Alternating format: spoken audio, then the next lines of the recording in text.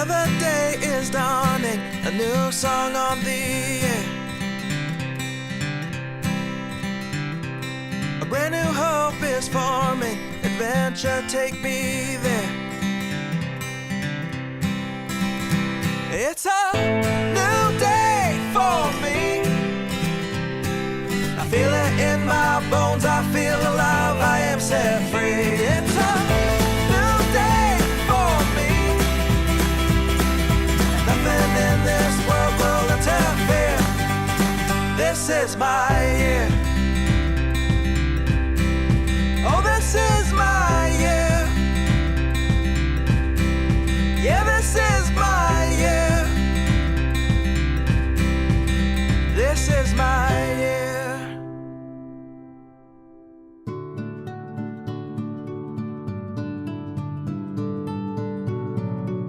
My full name is Ruth Nell Bennett Selvidge.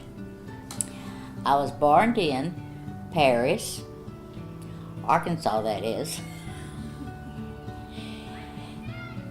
I was born July the 3rd, 1926. What's my parents' name? Horace Edward Bennett, Matilda Sergine Bennett. My father was a farmer, and my mother was just a housewife. When I was born at a house, at home, just with a doctor. My siblings are Johnny Bennett Hodge, Margaret Bennett Andrews, Ruby Bennett Goodwin. Goodwin, Goddin.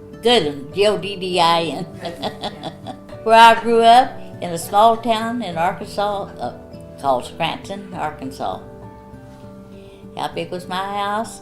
It was there's 3 rooms, a front room, a kitchen, and a bedroom. What year I graduated from high school? I didn't graduate from high school. I only went through the 8th grade. What did I love the best about my mom and dad was when they used to make homemade bread. I learned how to drive when I was 19 years old, and my husband taught me how to drive. The first car we had was a Model T Ford pickup truck. What was my first job? I was about 5 or 6 years old, and we picked cotton. And my wage at that time was 33 cents 100 pounds. Did I like doing it? Yes, I did. And I could pick about as much cotton as my mother and dad could per day, because I was just the right height to catch the bowls real easy. I didn't have to bend over much. My first job working out, I worked for Cress's down in town, 5 and 10 cent store here in Wichita. My happiest memory was family get-togethers with my mother and dad and all the aunts and uncles and so forth. Homemade ice cream. I had 2 best friends. One of them was Mary Hammock, and she lived in the same town I lived in, and we went everywhere and did everything together. And then when I started to school, my best friend was Wilma Lancaster, and she was a very smart little girl, and I'm not going to tell this, so don't get it on camera. I looked over her shoulder and copied, so I passed grades. Yes, when I was going to school, as I said, my mother and dad took me to pick cotton, so I missed the first 3 months usually of school every year. So I only have a graduation of about 6 months for the 8 years I went to school. Me having malaria when we was in the bottles picking cotton. you drank water that came out of the ground with a pump, and I got malaria fever and chilled every day for 15 days. And they finally, and of course then you didn't go to the doctor every time, you felt bad. So finally at the end of 14 days they decided they better take me to the doctor, and they gave me quinine to take. I guess the funniest thing that I got away with, we had a big old fireplace, and my mother's brother lived with us at that time, and so I walked between him and the fireplace, and just as I got behind him, I bit him a big old hunk out of his seat. So needless to say, he jumped about 4 feet. Well, I also laughed at my mom when she was going to the grocery store with a basket of eggs, and she fell down the steps. Our steps was rocks, one on top of the other one.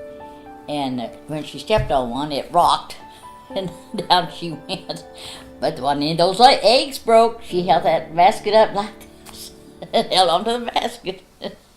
And then I got into trouble because I laughed. Well, what the price of things were, gasoline was 13 cents a gallon, and stamps was 3 cents a stamp, penny for a postcard.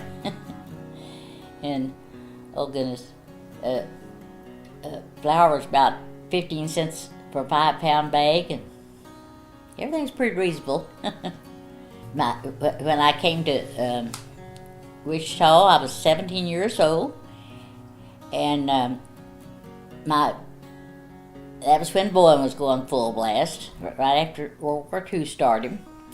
And I had a cousin that lived up here, and he sat home and told my dad to come up, and we could live with them till we got a place of our own. So he worked at Boeing, sweeping floors, and I couldn't get on at Boeing, so that's why I worked at Cress's down in town. I had to work there in order to get a house in Plainview. You had to have a government job there and in a restaurant. It came to Wichita, my girlfriend and I was walking from the grocery store back to our houses, and one of the airplanes that let out the steam was letting out the steam, and we thought it was the world cracking open. Like, scared us to death. And so we started out run all the way from downtown and just stopped when we got to the house. Just green Arkansasians.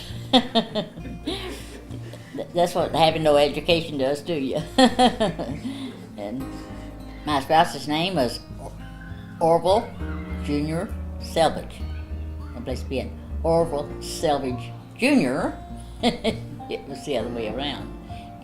And his nickname was Smiley or Gene. And he was born in Harris, Arkansas. And he was born June the 26th, 1927. Sorry about that. He was born in Tampa, Texas. He was raised in Harrison.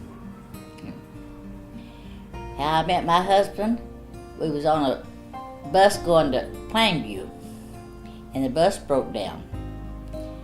So, a little smart aleck, he had to say, well, you can take girls out of Arkansas, but you sure can't take the Arkansas out of the girl. So, it made me mad, and I turned around and let him have it.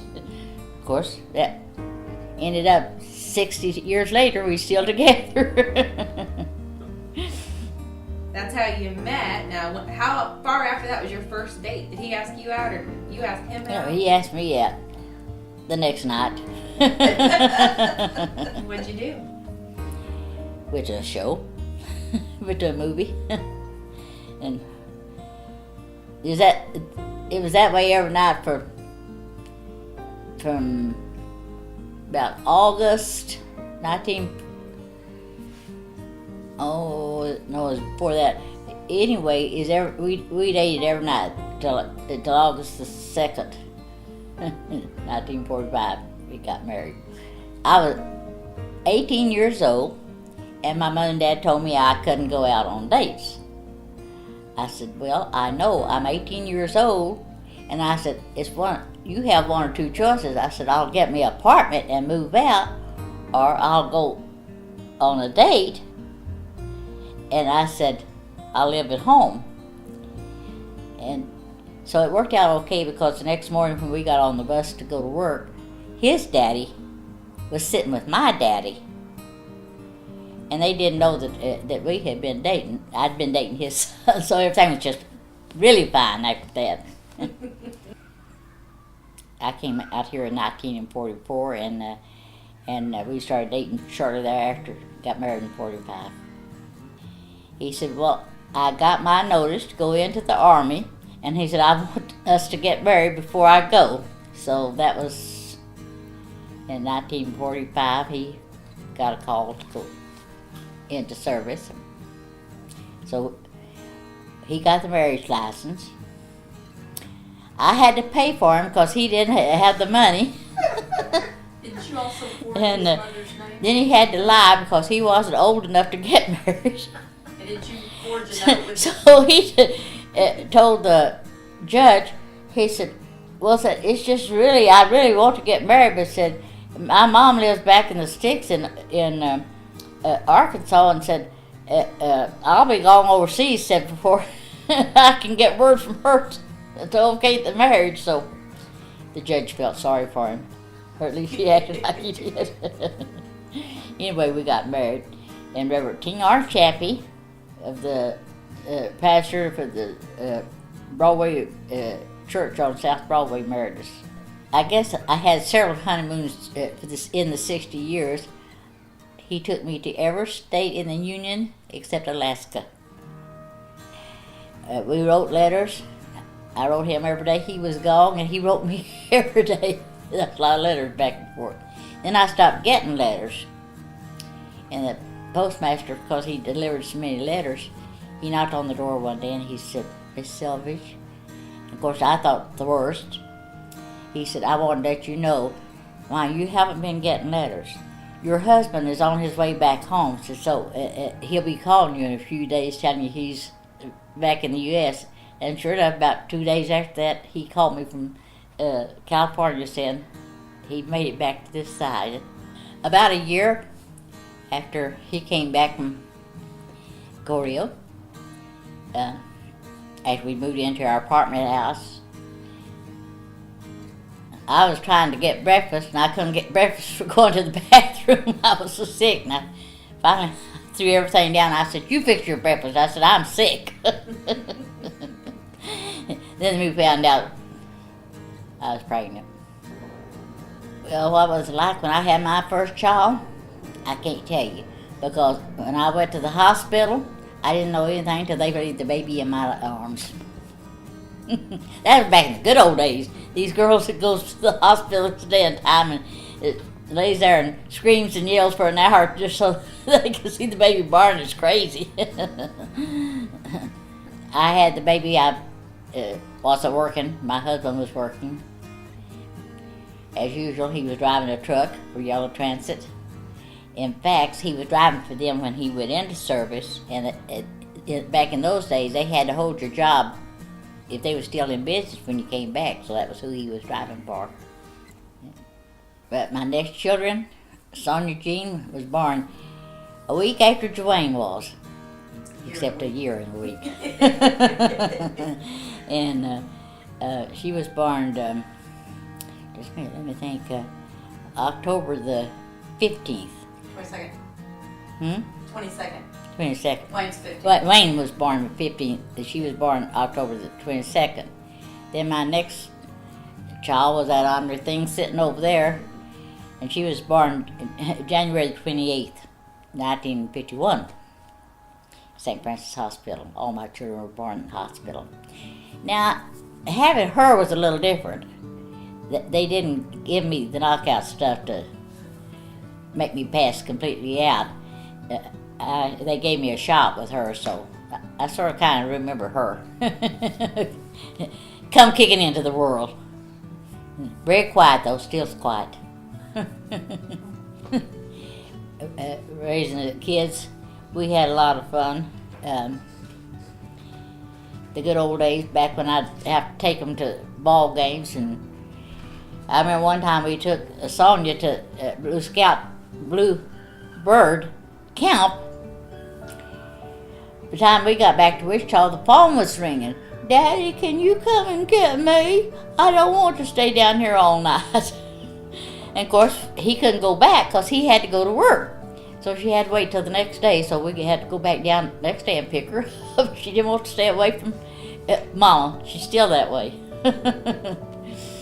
I think really with the children fighting a lot, not really. They had their few ups and downs, but most generally they stuck pretty close to each other. When one went somewhere, they all went.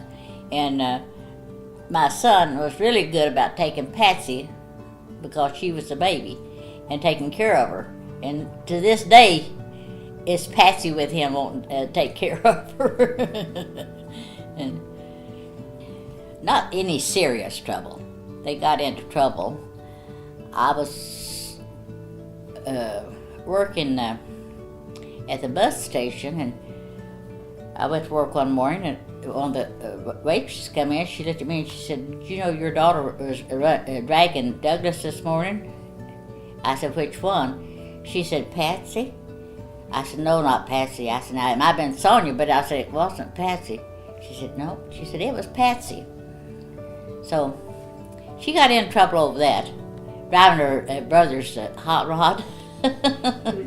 And stopped by the police going 90 miles an hour.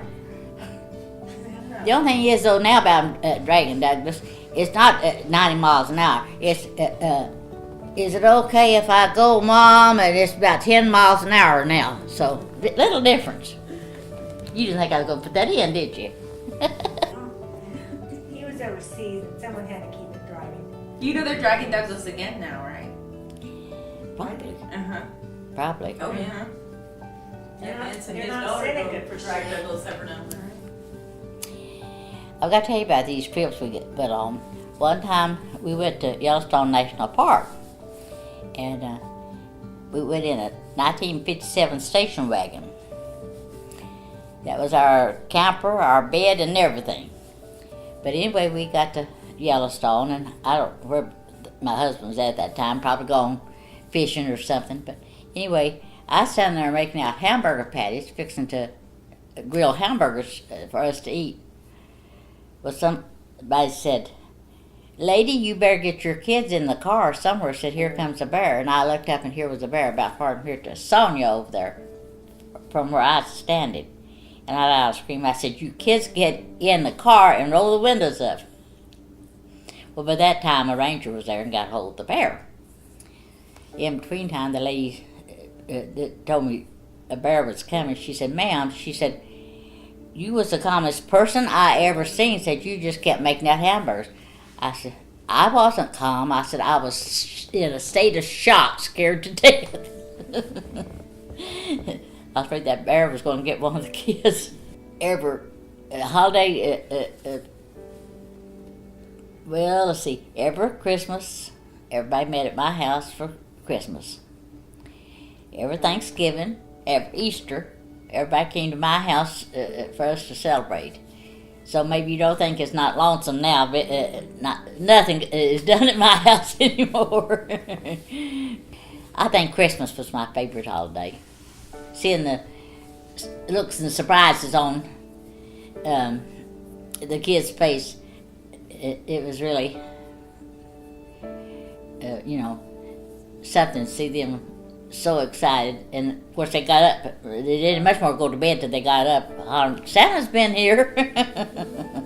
We'll have to add this little one in. One time Santa Claus fell out of the attic with the wagon he was delivering, so That was the year we learned. he almost got caught. Well, the favorite breakfast that I had at my house was I make chocolate syrup. And they all love it. And my grandchildren in California come here every summer, and I've got to make chocolate syrup for them for breakfast. And is that a mess? I opened 8 cans of biscuits, 8 to a can, one year for them to eat for breakfast, and I didn't have any biscuits or chocolate gravy either left. Well, talking about our houses where we lived. Our first house was a little hut, out here on Edward Street, just right across the street from where that hospital is that out there now. We lived there when Sonia and Wayne were babies, and rats was, I'm not kidding, that big in the house. This morning hadn't ate the babies up, but then we moved from there to 2032 North Minnesota. Oh, yeah, yeah. And then we moved from there to 2033 South Poplar, and we lived there till my husband passed away. And now I live with my son because they didn't want me to live over there by myself. So, Tell me about some of the favorite memories you had with your husband. just about all of them. Goodness. We used to go camping out at Cheney Lake. Every holiday weekend we went camping out at Cheney Lake. Friday night. And the year we got our new camper, that summer we were going to go to Arizona with a couple and stay out there through the hot months. And of all things, about 2 days before we got ready to plan for our trip, my husband had a heart attack, so we didn't get to go. Yeah, we square danced, and we belonged to Peach Valley Squares. We square danced for about 10, 12 years, and we traveled, going to the conventions they'd have. And the first time we went to Anaheim, California, there was 45,000 people in that auditorium. Only way I could see anything was right straight up like that. But we went there. We went to Utah, Birmingham, Alabama. They did have the cars moved off the top of the hotel where we was staying so we could square dance up there. At 2 o'clock in the morning, we was still square dancing. And the police, what was kind of funny, the police called every officer that was off from work on duty because they thought square dancers was the old-fashioned hooping, hollering bar dancers. You know, used to get drunk. And when we always had a parade. And after the parade, the city officials said, well, they had let about all the officers go, so because there's quite a bunch of convention people they ever seen, so we had no one any trouble. But I've danced in swimming pools, ponds, and I've danced in the street, yes. And South City over here, we opened that little shopping center up, square dancing. Yes, talking about baseball, my husband and I, it was the longest baseball game that they ever had when the Braves played their first 19 innings years ago in Atlanta, Georgia. It would rain a while, and it'd clear off, and they'd start back playing. And then at 5 o'clock the next morning, when they started shooting off the fireworks after the game was finally over with, everybody was calling the police station, wanting to know if they was bombing Atlanta because the fireworks were going off. And they said, no, said the ball game's just now over with. We're shooting off the fireworks. How long we were married? We were married 60 years. My husband died the 12th of August, and we'd been married 60 years the 2nd. Never go to bed mad at each other. Have your fights through the daytime, but get over it before you go to bed at night, because you never know what might happen through the night. Yeah. Every one of these quilts here, every one of them I've made, and that's what I do at home. I make quilts, and I like to read. So for about 6 days a week, I sit and piece quilts. My son takes me out for breakfast in the morning. I come home and start piecing quilts. And between time to rest, I'll read for a while. And I suppose all in all, I've probably pieced about 50 quilts. Don't have one of them. I make quilts for I make quilts just to be making quilts. But first thing you know, someone, I'd like to have that. I've got one grandchild that hasn't got a quilt. No, two. No, I've got one grandchild and one great grandson that doesn't have one. But the granddaughters get one for Christmas. And when his grandmother ever gets the material for me to fix the quilt that she wants me to fix, he'll get one. She doesn't want it. She has She keeps saying she's going to get it, but so far it hasn't arrived. I've got to get that done. Watching TV, I like ball games. You like And Dancing with the Stars? I like Dateline. Forensic. I like police detective shows. And you're Dancing with the Stars. Yeah, that's old. Good gracious, yes. Dancing with the Stars. That's my favorite. Wheel of Fortune. Wheel of Fortune? Wheel of Fortune. Dancing with the Stars. I won't even go out to eat a meal. I'll stay at home so I can watch Dancing with the Stars. She keeps a log. She says you keep a log. Mm-hmm. And she'll go back. You call and vote for your people you like? No, I don't call them vote, but I know who wins and who loses. Well, I've got to tell you a little joke about myself. I've had a telephone for 12 years now. I still don't know how to use that son of a gun. And I don't think I'll ever learn it. I've got a block up here in this head that is just not letting me figure out. Isn't that something? I can quilt and all that stuff, but I can't figure out how to use that telephone. Now they want me to get hearing aids, Bluetooth, and I've got to use my telephone to turn it up and down. So guess I'm going to have to go take lessons. The favorite place to go in Wichita? Really, I like to go to Hartman Arena. It's they don't.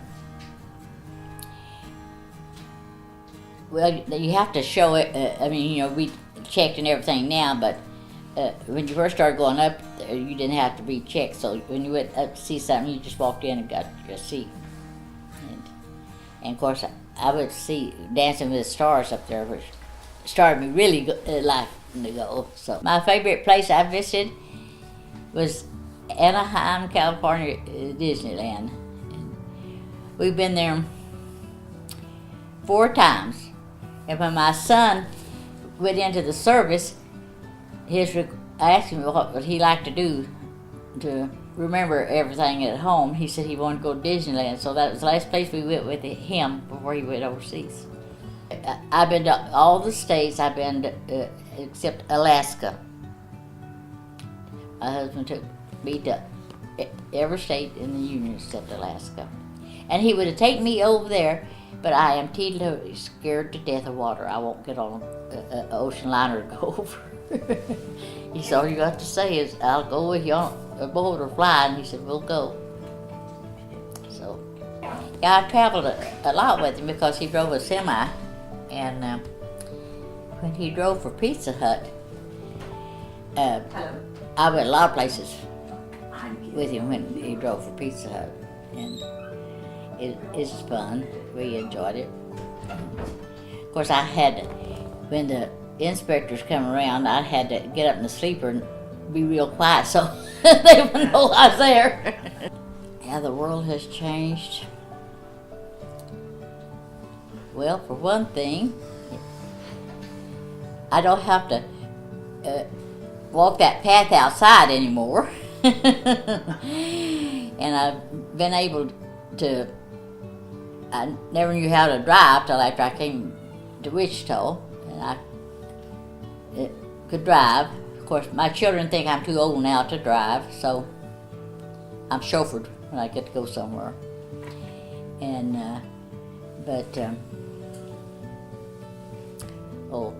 everything's just changed. So the first permit I got, it was the old-fashioned machine kind, and it did 32 rollers at a time. They'd have to give me one permanent and then do the rest of my hair to get all my hair curled. It'd take me all day to get a permanent. So now it takes about 2.5 hours. I have 16 great grandchildren. I have one adopted grandchild. I have 2 4-time great grandsons. And let's see how many.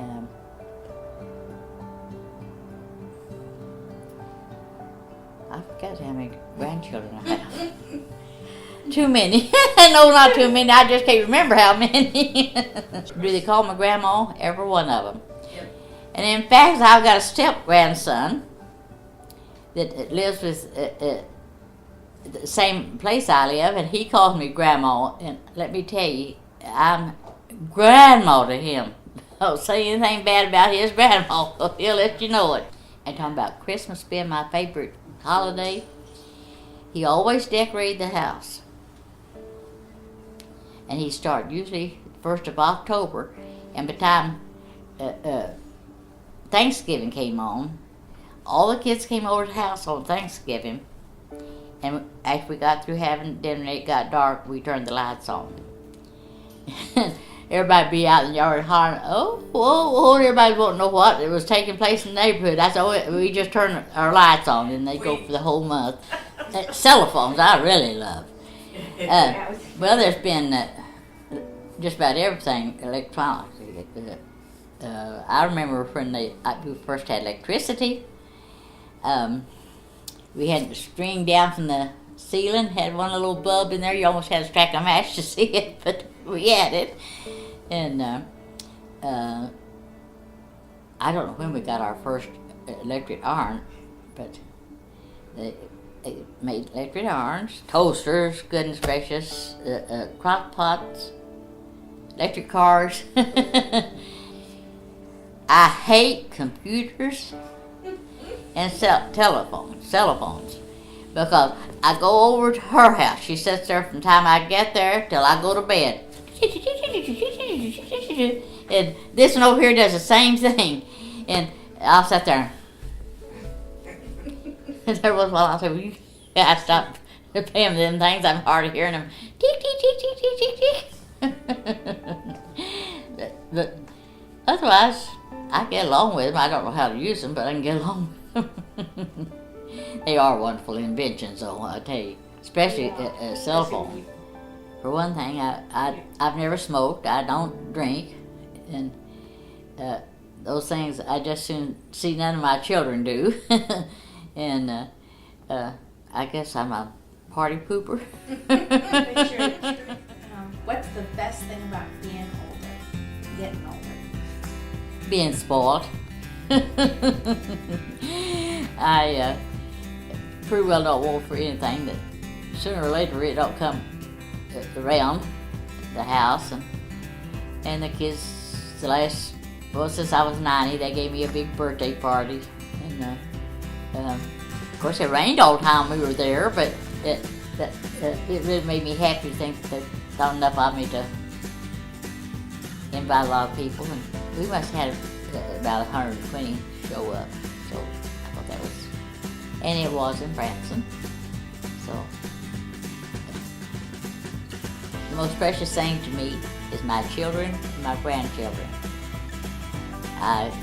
If I hear of an accident anywhere here in town, I sit on pins and needles so I find out that it wasn't Vance coming home from work or Sonia coming from Udall or you know.